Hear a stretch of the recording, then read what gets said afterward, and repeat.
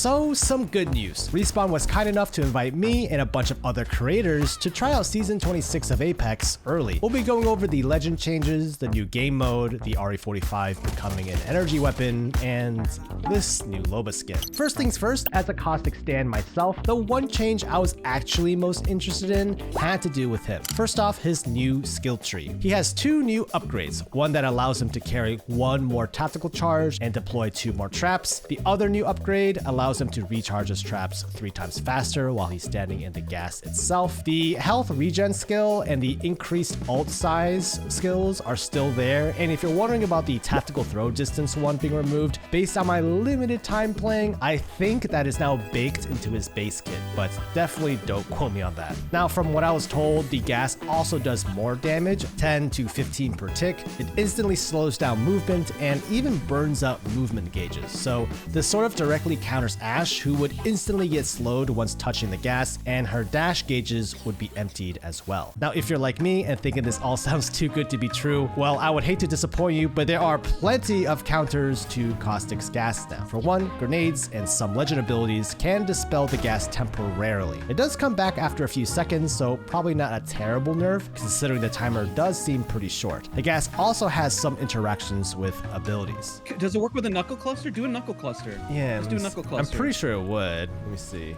Redo it. Yeah. Oh my god, dude. Yeah. Really? I That's mean, a hard counter. So you want me to use bank smoke on it? Oh, the visibility is nice. Ooh, yeah, it's gone. Come. Is it? Yeah. Oh wow, yeah, I'm not taking damage. It's back now. It's back. It's back. Yeah. Okay. Oh my god, it did. It does. It does override it. As far as interactions that didn't do anything, it didn't look like Catalyst's abilities did anything to the gas. Anyways, there are plenty more interactions that we didn't get around to testing. I will say though that Bangalore also got new skills, and I feel like 2 of them were specifically designed to counter Caustic. Whatever new upgrades can give her smokes the ability to completely destroy deployables, Caustic traps included. There was also another upgrade that buffs her ult in the same way. Another major thing they're adding to the game is a new tournament mode called Wildcard. Basically, it seems like super streamlined Apex Legends. You barely need to loot, the inventory has been simplified, and the weapons come fully kitted and upgrade with damage done and just automatically over time. It's also on the revival rule set, meaning that as long as one teammate lives, you could just auto respawn back in. The devs did modify Kings Canyon as the wildcard map, and there are brand new buildings strewn everywhere like zip rails, gravity cannons, and those lift pads. I think the idea was just to allow players to rotate even faster for more chaos. Oh, and for those who remembered me mentioning in the beginning of the video, yeah, the RE45 is absolutely disgusting now. Look at this. New burst gun. Oh, we gotta charge it.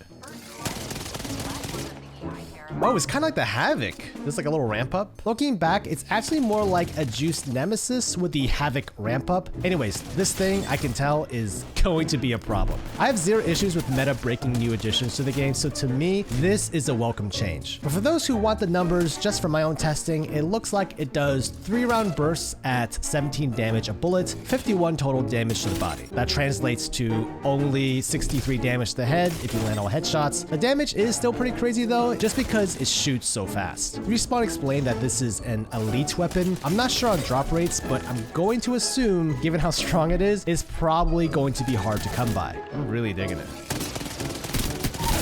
Yeah, this is really nice. Over to you. Oh my god. Yeah, this is the best gun ever. For those who have sharp eyes, yes, that is 3 Mirages in a wildcard match, and yes, it is absolute chaos. In wildcard mode, you can have duplicate legends, which sounds pretty good in theory for a for fun mode, but we'll have to see how things turn out. Oh, and apparently there will be actual items called wildcards that will give you special abilities. I actually didn't see any during my playtest, not sure if they were implemented or not in the build I was testing, but Respawn told us they would be pretty sought after buffs. As an example, apparently there's some wildcards that can allow you to wall run. Nice. Oh my god, I'm on HP. Up, oh my god, this thing does so much damage. Oh my god, this thing does so much damage. This feels illegal. Also, for those who have been waiting for it, yes, Respawn has finally done it. They're going full goon mode. Where is it? Wow. Emotes. Is it emote or finisher? Yeah, emotes. It's called I'll lead. Oh my god. Jesus Christ. All right, just need to all three run that and just start doing it on people at the same time. You know, I think the play here is to solo land on someone. Yep. And just get it done. Oh, is the last guy? Yeah. Yeah. Okay, ready? I'm ready. I'm gonna just finish him to make him. All right, ready? Oh yeah. Oh, look at us. Dude, he's. Wait, what is he doing? Allow us to goon in. The lifeline wants to get involved. Let's do Okay, the lifeline. yeah, Lifeline. Ready? He stops. He's loving it. Besides the research we were doing, I also realized that there is a new heirloom which I ended up equipping and using here. And it's a baseball bat. Now I do believe the wildcard mode will have a in-game version of the bat that deals bonus melee damage and can launch people, but the one I'm using here in the footage is actually just the cosmetic version. You can see that there's actually 4 different variants. I tested out some of the animations in the firing range and they're actually pretty well done. And as far as universal heirlooms go, this is definitely one of the better ones, though I wish it was a unique heirloom for a specific legend, but that's a discussion for another time. Whoa, these animations are cool.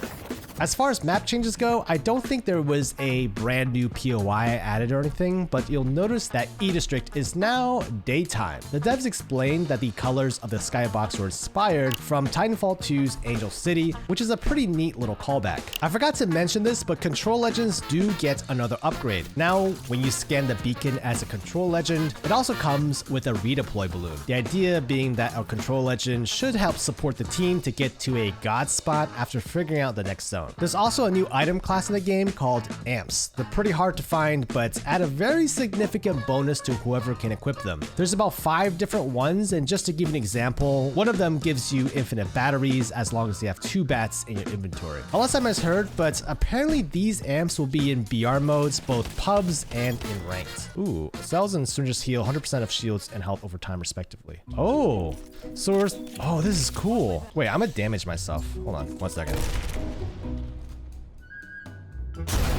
All right, so, and then say I do one, if I just do 1 shield.